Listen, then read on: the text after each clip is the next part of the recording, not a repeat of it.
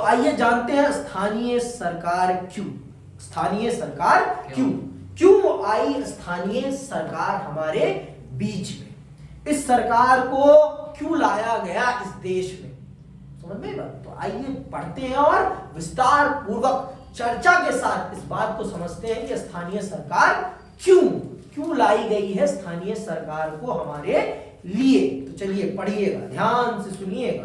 दो उदाहरण दिए गए हैं, उन उदाहरणों को सुनते हुए समझिएगा, ठीक है। मध्य प्रदेश का एक जिला है सीहोर। क्या है जिले का नाम? सीहोर, ठीक है। गीता राठौर इसी जिले के जमानिया तालाब ग्राम पंचायत की रहने वाली है। कहां की? जमानिया तालाब ग्राम पंचायत की रहने वाली है। एक आरक्षित सीट से सन 1995 में गीता सरपंच निर्वाचित हुई। एक आरक्षित सीट से वो सन 1995 में क्या बनी? सरपंच निर्वाचित हुई। लेकिन सन 2000 में गांव वालों ने अच्छे कामों का इनाम देते हुए गीता को दोबारा चुना, ठीक है। फिर 2000 में गांव वालों ने उनके अच्छे कामों को देखा और फिर उन्हें अपना सरपंच चुन लिया, ठीक है। इस बार गीता एक सामान्य सीट से चुनी गई। गीता गृहिणी हुआ करती थी, लेकिन वह राजनीतिक रूप से एक दूरदर्शी नेता बनकर उभरी। उन्होंने अपनी पंचायत की जनशक्ति का इस्तेमाल तालाब को पक्का बनवाने, स्कूल की इमारत और गांव में सड़क बनवाने में किया। गीता ने अपनी पंचायत की सामूहिक शक्ति का इस्तेमाल महिलाओं पर होने वाली घरेलू हिंसा और अत्याचार से लड़ने, पर्यावरण के प्रति जागरूकता पैदा करने और अपने गांव में वन तथा जल प्रबंधन को बढ़ावा देने में किया। अब आप देखिए इससे क्या क्या हुआ है, स्थानीय शासन के आने से क्या क्या हुआ है। पहली बात, महिला सशक्तिकरण हुआ है। महिलाओं को मौका मिला है किसमें? शासन में आने का, और जिनके अंदर वास्तविक तौर पर नेतृत्व का गुण है, उनका नेतृत्व का गुण भी दिखा है। और सरकार की नीतियों को अमली जामा पहनाने के लिए गांव में कोई व्यक्ति आधिकारिक तौर पर, संवैधानिक तौर पर जिम्मेदार है। अगर गांव में काम नहीं हो रहा तो किसी व्यक्ति को कहा तो जा सकता है कि क्यों नहीं हो रहा, पूछा जा सकता है ना, उसके लिए उसे जिम्मेदार ठहराया जा सकता है कि गांव में पक्की सड़क क्यों नहीं है, सरपंच जी बताइए क्यों नहीं है, पैसा तो आया सरकार से, आपने वो पैसा कहां भेज दिया, पूछा जा सकता है ना। पर ये चीज आप विधायक जी से पूछ पाएंगे? हाँ, पंचायत सीरीज देखी है? पंचायत सीरीज देखना एक बार, पता चलेगा आपको, ठीक है। तो यहां पर आप पूछ पा रहे हैं, आपके प्रति उत्तरदायी है कोई व्यक्ति, क्योंकि आपने उसे अपने मत के माध्यम से चुना है। और क्यों चुना है? गांव की बेहतरी के लिए ना, बर्बादी के लिए तो नहीं चुना ना। और ये व्यक्ति जो है रहता कहां है? आपके बीच में, आपके बीच में। आपका एक्सेस उसके लिए बहुत आसान है, आप उससे दिन प्रतिदिन रोज मिल सकते हैं और जो भी समस्या हो रही है आप उसे डायरेक्ट बता सकते हैं। 2, 3, 4 चीजें मैं बता चुका हूं।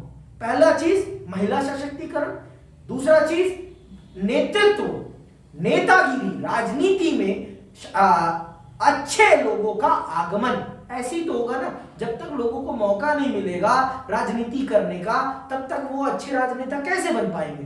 तो ये इसने एक बेसिक प्लेटफॉर्म सेट कर दिया लोगों की राजनीतिक भविष्य में आने के लिए, समझ में आई बात। दूसरा, गांव के काम के प्रति एक संवैधानिक उत्तरदायी व्यक्ति गांव में सुनिश्चित कर दिया गया कि गांव में होने अगर कोई काम नहीं हो रहा तो ये व्यक्ति उसके लिए जिम्मेदार होगा। गांव की जनता उससे पूछ तो सकती है 5 साल तक के लिए कि गांव में ये काम नहीं हो रहा है, इसके लिए कौन जिम्मेदार है, सरकार से पैसा आया, वो पैसा कहां गया, ये पूछ तो सकते हो ना। तो ये चीज हो गई। और गांव में जो गांव की समस्याएं हैं उनको समझने के लिए, उनको सुलझाने के लिए एक संवैधानिक व्यक्ति वहां मौजूद हो गया। भाई आप प्रतिदिन विधायक जी के पास तो नहीं जा सकते ना, लेकिन सरपंच जी के पास जा सकते हो और गांव में होने वाले डिस्प्यूट्स को गांव में बैठकर ही सुलझा सकते हो, ठीक है। तो ये चीजें भी हुई, मतलब इसने बहुत ज्यादा चीजों का समाधान गांव में ही कर दिया, समझ में आएगा।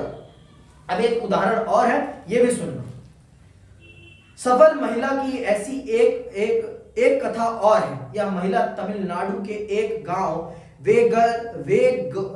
वेगलसल की सरपंच थी। सन 1997 में तमिलनाडु की सरकार ने 71 सरकारी कर्मचारियों को 2-2 हेक्टेयर जमीन आवंटित की।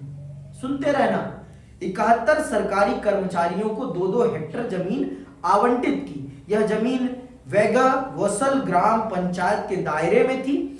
उच्चतर अधिकारियों के निर्देश पर कांचीपुरम जिले के कलेक्टर ने वेगवसल ग्राम पंचायत के सरपंच को आदेश दिया कि आवंटित जमीन के संबंध में जो फैसला लिया जा चुका है उसे मानते हुए ग्राम पंचायत से इस आशय का प्रस्ताव पारित कराए। सरपंच और ग्राम पंचायत ने कलेक्टर के इस आदेश को मानने से इनकार कर दिया। किसके आदेश को? कलेक्टर के आदेश को। एक सरकारी सबसे बड़े अधिकारी, एक जिले में सबसे बड़ा अधिकारी होता है सरकारी, कौन? कलेक्टर। उसके आदेश को मानने से इनकार कर दिया इस महिला सरपंच ने। सुनना क्या, ग्राम पंचायत ने कलेक्टर की इस कार्रवाई के, देखो कहां, सरपंच और ग्राम पंचायत ने कलेक्टर के इस आदेश को मानने से इनकार कर दिया। कलेक्टर ने जमीन के अधिग्रहण का आदेश दिया। ग्राम पंचायत ने कलेक्टर की इस कार्रवाई का विरोध में मद्रास उच्च न्यायालय में एक याचिका दायर की। उच्च न्यायालय की एकल खंडपीठ ने कलेक्टर के आदेश को जायज बताया। अदालत का फैसला था कि इस संबंध में ग्राम पंचायत की अनुमति लेने की जरूरत नहीं है। पंचायत ने इस फैसले के खिलाफ खंडपीठ के पास अपील की। खंडपीठ ने एकल न्यायाधीश के फैसले को उलट दिया। न्यायाधीश का फैसला था कि सरकारी आदेश सरपंच की शक्तियों की अवहेलना तो करता ही है, यह पंचायत की संवैधानिक हैसियत का भी सरासर उल्लंघन है। देख लीजिए आप, देखिए जो सरपंच है ना वो जनता के द्वारा चुना हुआ है, तो न्यायालय ने भी एट द एंड ये माना कि गांव के संबंध में गांव का निर्वाचित व्यक्ति ही तय करेगा कि गांव के संसाधनों का किस प्रकार से प्रयोग होगा। जो गांव का संसाधन, जमीन क्या है? गांव का संसाधन है, तो उस संसाधन का प्रयोग निर्धारित करने का काम कौन करेगा? गांव का सरपंच और गांव के लोग, ना कि कलेक्टर। कलेक्टर का कोई अधिकार नहीं है उस जमीन पर। उस जमीन पर अधिकार अगर किसी का है तो वहां के गांव के लोगों का है। तो गांव के लोग ये निर्धारित करेंगे कि उस जमीन का प्रयोग कैसे किया जाएगा। खाली है तो आप किसी को ऐसे नहीं दे सकते, किसी भी व्यक्ति को कहीं से भी उठाकर आप दे दे, ये कदापि उचित नहीं है।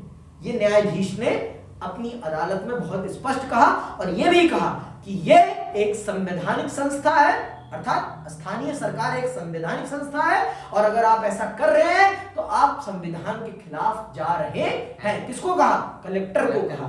समझ में आई बात? तो इससे ये चीज भी हो गई। स्थानीय शासन ने क्या निर्धारित किया?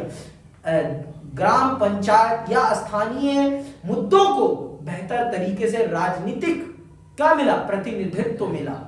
एक कोई व्यक्ति तो मिला जो पूरे गांव का रिप्रेजेंटेशन कर रहा है और गांव के हक की बात कर रहा है। भाई अगर ये सरकार नहीं होती तो कौन जाता अदालत लड़ने? कोई जाता? कदापि नहीं जाता। फिर जमीन चली जाती गांव की, उन लोगों को मिल जाती जो उस गांव के हैं भी नहीं। मिल जाती कि नहीं मिल जाती?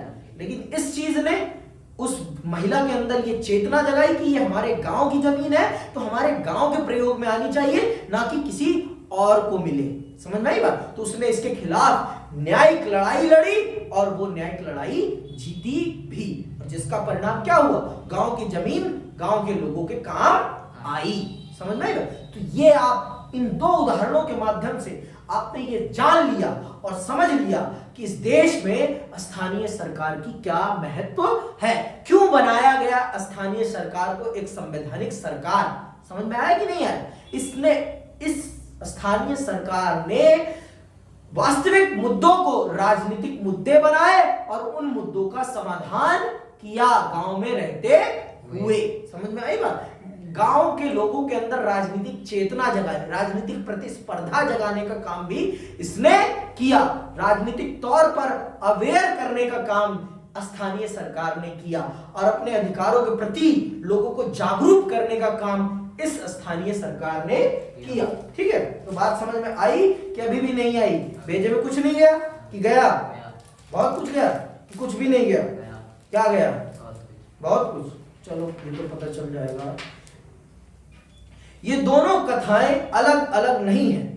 स्थानीय शासन की संस्थाओं को सन 1993 में संवैधानिक दर्जा प्रदान किया गया। अंडरलाइन कर लेना, स्थानीय शासन को संवैधानिक दर्जा कब प्रदान किया गया? 1993 में संवैधानिक दर्जा प्रदान किया गया। इसके बाद से पूरे भारत में बड़े पैमाने पर बदलाव की लहर चल पड़ी। ये कथाएं इस बदलाव का सबूत पेश करती हैं। ये कथाएं क्या है? भारत में स्थानीय शासन के द्वारा किए गए बदलाव की कहानी है।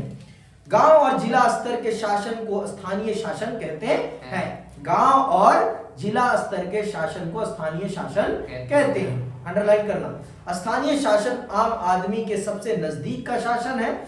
ये आता है, डेफिनेशन आपसे पूछी जाएगी स्थानीय शासन किसे कहते हैं, तो आप यही उत्तर लिखेंगे। गांव और जिले के स्तर के शासन को स्थानीय शासन कहते हैं। स्थानीय शासन आम आदमी के सबसे नजदीक का शासन है। स्थानीय शासन का विषय है आम नागरिक की समस्या और उसकी रोजमर्रा की जिंदगी।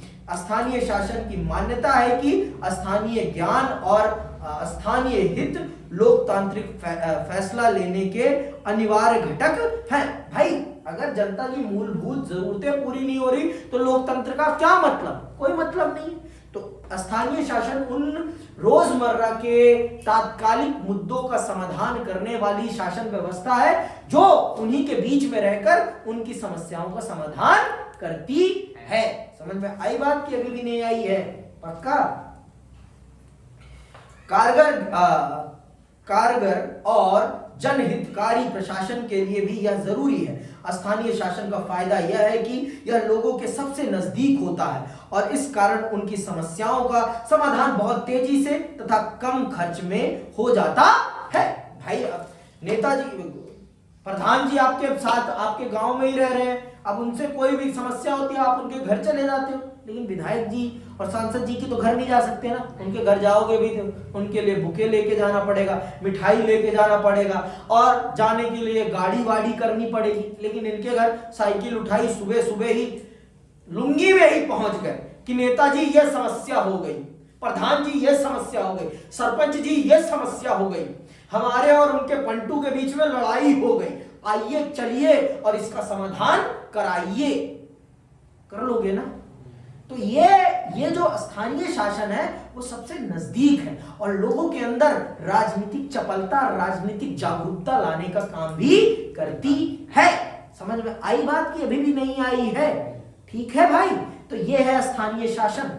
स्थानीय शासन अर्थात जो आपके सबसे करीब है, जो आपकी रोजमर्रा की समस्याओं का निदान करने के लिए आपके साथ है, वो भी उसी प्रकार की समस्याओं से जूझ रहा है। वो व्यक्ति जो स्थानीय शासन में गांव का प्रतिनिधित्व कर रहा है वो आपके जैसा ही है कोई। समझ में आई बात? वो भी तो गांव का ही व्यक्ति होता है ना, 5 साल के लिए वो सरपंच होता है, उसके बाद अगली बार नहीं जीतता तो वो भी आपके जैसा ही हो जाता है कि अलग हो जाता है कुछ? गांव में ही तो रहता है ना, विदेश तो नहीं भाग जाता नेताजी की तरह कि 5 साल दे दबा के पैसा इकट्ठा किया और अगली बार ले फ्लाइट गायब, देश ही छोड़ दिया। ऐसा तो नहीं होता ना। वो जाएगा ही कहां? गांव में ही रहेगा, उसकी जमीन भी वही है, सब कुछ वही है। तो ये सबसे बड़ी एश्योरिटी हो जाती है और सरकार के पास भी एक ऐसा संवैधानिक उत्तरदायी व्यक्ति आ जाता है कि हाँ भाई गांव में काम क्यों नहीं हुआ, बता भाई क्यों नहीं हुआ, हमने तो तेरे को पैसे भेजे थे, कहां गए वो पैसे? समझ में आई बात? तो पूछने के लिए गांव के विकास के लिए कोई उत्तरदायी व्यक्ति भी मिल जाता है। किसको? सरकार को, स्थानीय शासन के माध्यम से। ठीक है, कि अभी भी भेजे में बात नहीं गई है भाई? नहीं गई? पक्का? अपनी गीता राठौर वाले मामले में हमने देखा कि उन्होंने ग्राम पंचायत के सरपंच के रूप में सक्रिय भूमिका निभाते हुए जमानिया तालाब पंचायत में बड़ा बदलाव कर दिखाया।